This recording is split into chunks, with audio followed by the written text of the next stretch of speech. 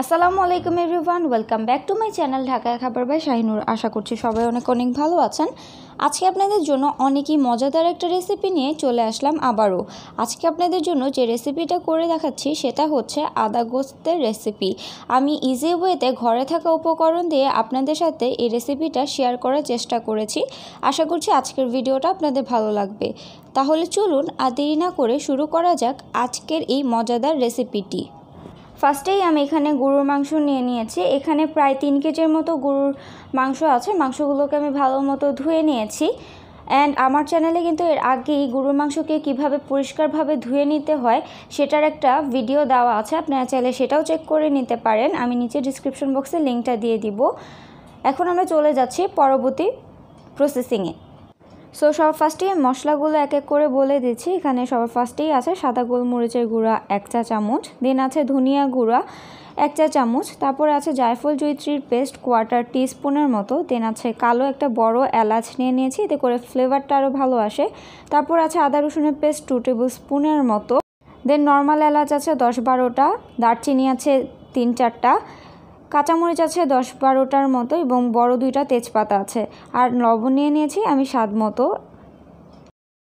এছাড়াও লাগছে তেল, পেঁয়াজ কুচি লাগছে 2 কাপের মতো এবং লাগছে লাল মরিচ, এখানে আমি শুকনো মরিচটা ইউজ করব আজকে 1/2 কাপের মতো। আর আছে গোল গোল করে আদাগুলোকে আমি এভাবে একটু গোল গোল করে স্লাইস করে কেটে নিয়েছি। হালকা একটু মোটা আছে, এতে করে ফ্লেভারটা পরবর্তীতে ভালো আসে। আর এছাড়াও লাগছে টক দই 1/2 কাপের মতো। এখন আমরা চলে যাচ্ছি পরবর্তী প্রসেসিংয়ে। এখন যে হাঁড়িটাতে আমরা মাংসটাকে রান্না করব সেই হাঁড়িটার মধ্যে মাংসগুলোকে শিফট করে নিলাম।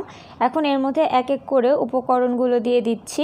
এর মধ্যে আমি দিয়ে দিলাম কাঁচা মরিচগুলোকে, দেন আছে তেজপাতা, সাদা এলাচগুলো লাইক নর্মাল যে আমরা এলাচ খাই সেগুলো, তারপরে আছে দারচিনি, পেঁয়াজ কুচি, জায়ফল জয়িত্রীর পেস্ট, ধনিয়া গুঁড়া, সয়াবিন তেল, যা কিছু আছে সবগুলো উপকরণ আমি এক এক করে এখানে মিক্স করে দিচ্ছি।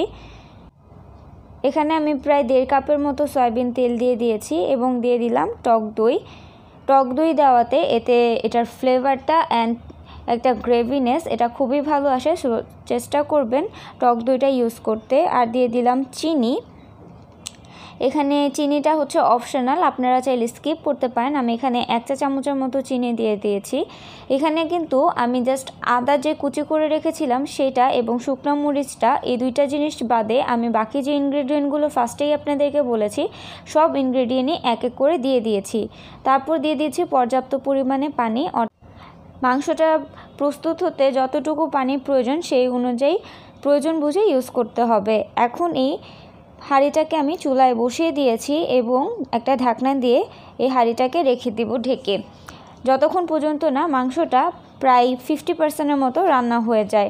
অবশ্যই কিন্তু ঢাকনাটা তুলে কিছুক্ষণ পরপর নাড়াচাড়া করে নিতে হবে এবং চুলার হিটটা মিডিয়াম হিটে রাখতে হবে। ফিরে আসলাম প্রায় 2 ঘন্টা পরে। এখন ঢাকনাটা তুলে নিচ্ছি। দেখতেই পাচ্ছেন মাংসের কালারটা চেঞ্জ হয়ে গিয়েছে এবং মাংসটাও অনেকখানি কুক হয়ে গিয়েছে।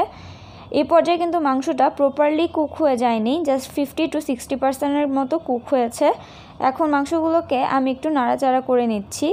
এই পর্যায়ে আমি এর মধ্যে দিয়ে দিচ্ছি গোল গোল কুচি করে রাখা আদাগুলো এবং শুকনো মরিচগুলোকে আমি একটু হাত দিয়ে ভেঙে দিয়েছি। আপনারা চাইলে আস্ত ইউজ করতে পারেন এবং এর সাথে আমি 1 টেবিল চামচের মতো জিরার গুঁড়া ইউজ করেছি।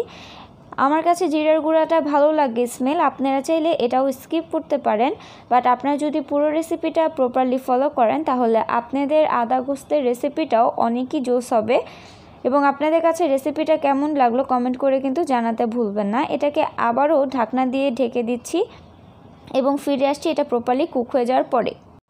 ফিরে আসলাম আরও বেশ অনেকক্ষণ পরে, আবারও ঢাকনাটা তুলে নিচ্ছি। দেখতেই পাচ্ছেন কালারটা মাশাআল্লাহ কত সুন্দর হয়েছে। অ্যান্ড এখন আমার মাংসটা পুরোপুরি রেডি হয়ে গিয়েছে। দেখলেনই তো, ঘরে থাকা জাস্ট অল্প কয়েকটা ইনগ্রেডিয়েন্ট দিয়েই আমাদের আজকের রেসিপিটা কমপ্লিট হয়ে গেল।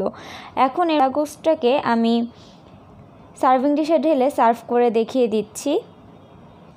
সো আমি সার্ভিং ডিশে ঢেলে নিয়েছি। দেখতেই পাচ্ছেন মাশাআল্লাহ করে কালারটা কত সুন্দর এসেছে। আর একটু ডেকোরেশনে সুন্দর লাগার জন্য আমি উপরে কিছু পেঁয়াজের বেরেস্তা দিয়ে দিচ্ছি।